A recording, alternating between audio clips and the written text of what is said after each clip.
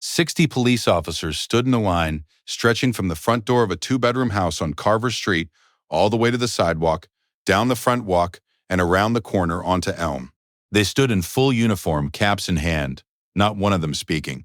Inside, a 17-year-old girl named Brianna Lawson pressed her back against the kitchen counter and tried to remember how to breathe. 24 hours earlier, she had given away the last food in her refrigerator to a man she had never met. She hadn't thought twice about it. She hadn't expected anything in return. What she had never imagined, what no one on Carver Street had imagined, was what that one quiet act of kindness was about to set in motion. The day it happened was a Tuesday in February, the kind of Tuesday that arrives in that particular stretch of winter, when the holidays are a memory, and spring is still a rumor, and the cold has settled into the city with a permanent, bone-deep certainty. Brianna Lawson had been awake since 5 a.m., which was normal for her. She was 17 years old, a junior at Westside High School, and she ran the household on Carver Street the way small generals run their operations, with a checklist, a budget tracked in a spiral notebook, and the specific competence of someone who had learned early that the alternative to organization was chaos. Her mother, Pauline, worked 2 jobs, the day shift at a dry cleaning facility on Route 9 and 3 evenings a week at a diner called the Bluebird, 6 blocks away. She left the house at 6:15 a.m. and often didn't return until after 10 p.m. Brianna's younger brother, Marcus, was 11 and in 5th grade. He was small for his age, asthmatic, and possessed of the absolute, unshakable trust in his older sister that only younger siblings fully achieve. When he was scared, he found Brianna. When he was hungry, he found Brianna. When he had a question his teacher couldn't answer, he brought it home and put it on the kitchen table and waited, because Brianna would eventually sit down across from him and they would work through it together. Their grandmother, who everyone called Grandma C, had lived with them until 18 months ago. She'd raised Pauline through hard years in this same house, held the family together through 2 decades of lean winters and difficult decisions, and died of a stroke on a Sunday morning with her hand in Pauline's. After she passed, Pauline had folded something inward. She still worked. She still came home. But the cooking and the grocery runs and the scheduling and the school forms and the late-night homework sessions had all quietly transferred to Brianna, who had accepted the weight without being asked, because she understood, without needing it explained, that her mother was doing the hardest thing a person can do, which is keep moving forward when they have lost the person who taught them how. That Tuesday morning, Brianna opened the refrigerator and conducted the inventory she conducted every morning, with the same methodical attention. Eggs. 3. Bread. Half a loaf. A container of leftover rice and beans, enough for 2 portions. Milk. Almost gone. She ran through the week's meal arithmetic in her head. Marcus needed lunch packed. She would eat at school. Her mother took a meal from the Bluebird on her evening shift. The rice and beans would stretch to tonight if she was careful. She packed Marcus's lunch: a peanut butter sandwich, an apple, a small bag of crackers, kissed the top of his head, watched him walk to the end of the block where his friend's mother picked them up, and then she put on her coat and her backpack and walked to school. She found the man on her way home. It was 4:20 in the afternoon, still cold, the light already low and orange in the way of short February days. Brianna was cutting through the parking lot of the Cornerstone Community Church on Housett Street, not the fast way home, but the sheltered way, out of the wind, when she saw him sitting on the concrete steps of the church's side entrance. He was perhaps 60 years old, in a jacket that was not warm enough for the weather, with a paper cup from a fast food restaurant in his hands, long empty. His shoes were the kind that had started life as dress shoes and had been walked too far for too long. He was not asking for anything. He was simply sitting in the one corner of the parking lot that caught the last of the afternoon sun and staring at the middle distance with the exhausted stillness of a man who had run out of next moves. Brianna stopped. She stood there for a moment in the wind. She thought about the rice and beans in the refrigerator. She ran the math again. Tonight, tomorrow, the week, her mother's schedule, Marcus's lunch. She ran it one more time. Then she made her decision. "Excuse me," she said. The man looked up. His eyes were dark brown and cautious in the way of someone who had been spoken to unkindly enough times. That kindness required a moment to process. "I live a few blocks away," Brianna said. "I have food at home. Not a lot, but there's enough for a meal if you want to come have it." The man looked at her for a long moment.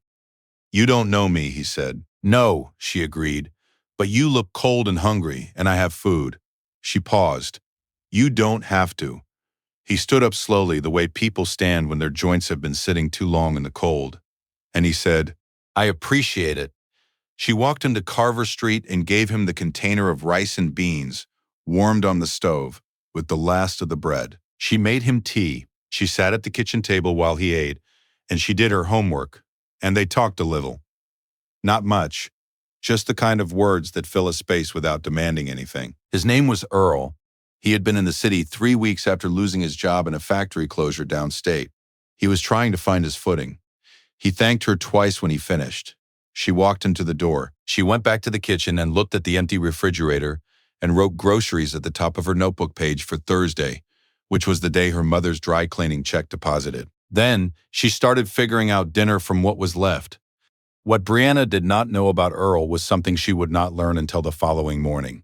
His full name was Earl Dawson. Before the factory closed, he had worked for 22 years as a shift supervisor at Meridian Manufacturing in Galesburg, Illinois. He was a veteran, 8 years in the Army, 2 tours overseas, an honorable discharge in 2001. He had a daughter in Milwaukee and a grandson he hadn't seen in 4 months because the bus ticket was $40 he hadn't been able to spare. He had been sleeping in the overnight shelter on Mechanic Street, which closed its doors at 7 a.m. each morning and did not open again until 6 p.m., which meant that between those hours, Earl Dawson existed in the cold city without a destination or a purpose, which is one of the more quietly brutal arrangements that poverty imposes on people.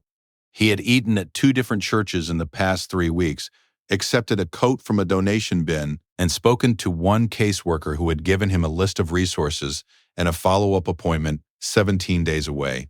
He had not told anyone that on the worst nights in the shelter, when the cots were all taken and men slept sitting up in plastic chairs, he thought about the factory floor where he had known every machine by sound, where the men under his supervision had trusted him, where he had understood with precision what the day required of him, and had delivered it without fail for more than 2 decades. He thought about it the way people think about a version of themselves they have lost and are not sure they will find again. What Brianna also did not know, when Earl left Carver Street that Tuesday evening with a full stomach and $2 bus fare that she'd pressed into his hand at the door, he walked directly to the overnight shelter and, in the common room where men sat and waited for the cots to be assigned, he told the story of what had happened to him that afternoon to a man named Thomas, who was a retired firefighter, who had a brother on the police force. Here is where the story shifts. Thomas listened to Earl's account the way people listen when something lands differently than expected. Leaning in slightly, setting down what he was doing, asking Earl to say the name of the street again. Carver Street. The girl's name, Brianna, 17 years old, had given the last food in her house to a stranger she'd found on a church step in February. Thomas sat with that for a moment. Then he took out his phone and called his brother, Officer Dennis Wallace of the West Side Precinct, and told him what he had just heard. Dennis listened. He asked 2 questions. Then he said, "Give me a day." What happened next involved a group text message sent at 10:30 p.m. on a Tuesday night to 11 officers on the West Side Precinct's day shift, who each forwarded it to 3 or 4 others, who mentioned it to officers on the night rotation who brought it up at a shift change Wednesday morning, where a sergeant named Patricia Okafor, 26 years on the force, known for running the tightest shift in the precinct, and also, quietly, for organizing the department's annual Thanksgiving food drive, heard the story and said 4 words that ended any remaining question about what would happen next. "We're doing this today." By 9 a.m. Wednesday, 63 officers had confirmed. By 10 a.m., 2 patrol supervisors and a lieutenant had added their names. By the time the first cars began pulling onto Carver Street at 11:30 a.m., there were officers from 4 different precincts, 2 retired officers who had heard from active colleagues and driven in on their day off, and 1 K-9 unit whose handler had been told the story at 7:45 in a precinct parking lot and simply could not bring himself not to come. Brianna Lawson found out none of this was coming. She was in 3rd period English when her phone buzzed, a number she didn't recognize, which she silenced automatically and forgot about. She was home by 3:45, had started Marcus's after-school snack, and was reviewing her homework at the kitchen table when she heard, at 4 p.m., a knock at the front door. She opened it. A police officer stood on the front step. He was in full uniform, cap in hand, and he was holding a brown paper grocery bag. He said, "Is this the home of Brianna Lawson?" She said, "Yes." He said, "My name is Officer Dennis Wallace. May I ask, yesterday afternoon, did you bring a man named Earl Dawson home and give him a meal?" She blinked. "Yes," she said slowly. He nodded. He looked over his shoulder. Brianna stepped forward and looked past him. The line of officers stretched from her front step all the way down the front walk, to the sidewalk and around the corner. Every one of them in uniform. Every one of them holding something. Grocery bags, cardboard boxes, paper bags from the diner on Route 11, a folded quilt, a flat of bottled water, 2 large aluminum trays from a catering supply store, 63 officers and 2 supervisors, and a lieutenant and 2 retired officers who had driven in on their own time, standing in a line in the February cold on Carver Street, without a news camera in sight, without a press release prepared, without anything except the particular stubbornness of people who had heard a story and decided it required a response. Brianna's hand came up to her mouth. She stood in the doorway for a moment that seemed to last longer than moments usually do. The kind of moment that people later describe by saying they didn't know what to say and they didn't say anything, and somehow that was the right answer. Officer Wallace was the one who spoke. "You gave your last meal to a stranger," he said. "We wanted to make sure you knew that the rest of us were paying attention." He held out the grocery bag. "May we come in?" What followed was 3 hours that the neighbors on Carver Street would talk about for years afterward. The officers filed in 2 at a time, set down what they had brought, and filed back out because the house was not large enough to hold all of them, and none of them had come to crowd it. The kitchen counter disappeared under groceries, a month's worth by the accounting of Brianna's spiral notebook, which she found herself running through involuntarily as bag after bag was placed on the counter. Produce, canned goods, dry goods, meat already divided into freezer portions, bread, eggs, 2 gallons of milk, a bag of oranges, rice, beans, coffee, which her mother needed every morning and which had been a budget item Brianna had been quietly rationing for 2 weeks. The quilt, deep blue, heavy, clearly handmade, came from Officer Sandra Reyes, who explained that her mother had made it and would have wanted it to go to someone who had earned it. Brianna held it for a moment without speaking. One officer had brought school supplies, another had brought a gift card to the pharmacy. Sergeant Okafor, who came in last, set a card on the table. Inside it were the signatures of 61 officers and a note, written in her own hand, that read, "We don't always get to see the people who hold communities together. We saw one today. Thank you." Marcus came home at 4:30 to a house full of police officers and a refrigerator that had never looked like that in his entire life. He stood in the kitchen doorway with his backpack on and his eyes very wide and looked at his sister. Brianna looked back at him. "It's okay," she said. "Come say hello." He did. Pauline Lawson arrived home at 6 p.m., 2 hours earlier than usual. Officer Wallace had called the Bluebird, spoken to the manager, and explained that her daughter needed her home. Pauline had come without knowing why, because that is what mothers do when someone calls and says come home. She walked in through the front door and stopped in the hallway and looked at the kitchen, at the groceries stacked on every surface, at the quilt folded on the back of a chair, at her daughter standing at the counter with a card in her hand, and she stood there for a moment with her coat still on, not moving. Brianna crossed the kitchen and put her arms around her mother. They stood that way for a long time. Earl Dawson was located through the shelter on Mechanic Street the following Thursday. This was the work of Sergeant Okafor, who had quietly made it her project. She found him in the common room with Thomas, the retired firefighter, and she sat across from him at a folding table with a cup of coffee and a folder that contained 3 things. The contact information for a veterans employment program with a current opening in facilities management, a referral letter already written and signed by the precinct lieutenant, and a bus ticket to Milwaukee, dated for the following Saturday. Earl looked at the bus ticket for a long time. "My grandson," he said. "We know," said Sergeant Okafor. "Go see him first. The job will hold." He looked up. His eyes were not quite steady. "That girl," he said, "she doesn't know what she did." "She knows exactly what she did," she said. "She just didn't know anyone else was watching." The employment referral came through. Earl Dawson started work at the Veterans Services Facility on the first Monday of March. a facilities supervisor position that matched the 2 decades of ship management he'd spent downstate. He was on time every day. He had not missed a shift by the following year. His daughter called Sergeant Okafor 3 months after that. She just wanted to say thank you. She said her father seemed like himself again. She said she didn't know exactly what had happened, only that something had shifted in him. That February, that he stood differently, that he had started calling his grandson every Sunday.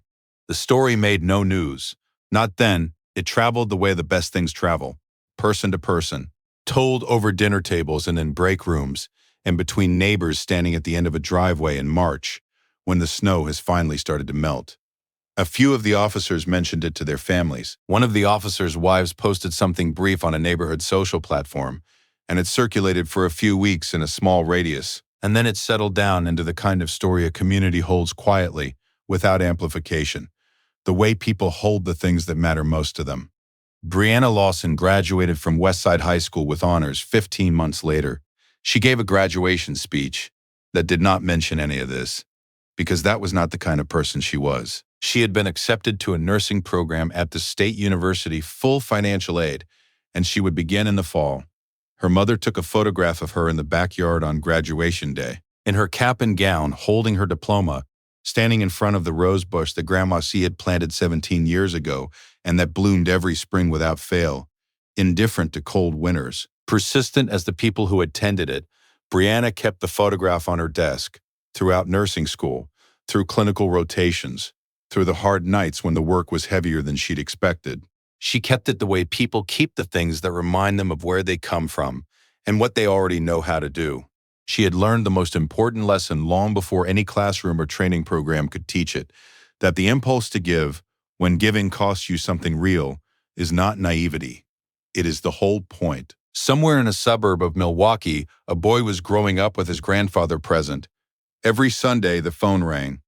Every Sunday, Earl Dawson answered. On Carver Street, the rose bush bloomed.